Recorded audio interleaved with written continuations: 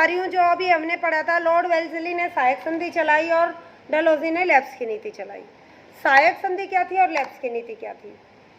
Lord वेल्लेस्ली ने सहायक संधि चलाई, उसमें क्या था, उसने ये कहा कि आप किसी राजा के साथ वो एग्रीमेंट करते कि आपके साथ हम सहायक संधि कर रहे हैं, उसके तहत क्या होगा कि हम अपनी एक फौज की टुकड़ी 100 की, 200 की, 500 की, जितनी उनकी वो बात होती कि वो हम आपके राज्य में छोड़ेंगे।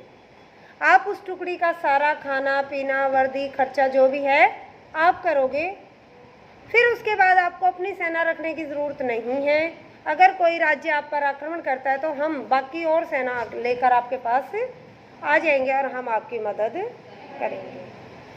तो वो शुरू में तो ये सोच, और दूसरी और एक शर्त थी इसकी कि आप किसी भी दूसरे राज्य के साथ अगर मुलाकात करते हो राजा के साथ, तो आप हमारा आदमी, उनका एक आदमी मतलब उनके दरबार में रहता था हमेशा, कि आप उसके सामने ही बातचीत दूसरे राजा के साथ करेंगे, छुप के कोई बातचीत नहीं करेंगे। अब वो संधि पहले तो बड़ी अच्छी लगी, क्यों, सही है, हमें अपनी सेना रखने की ज़रूरत नहीं है, इनकी थोड़ी छोटी सी एक टुकड़ी होगी उसकी देखभाल कर लेंगे हम, और फिर हम पर कोई आक्रमण भी नहीं करेगा।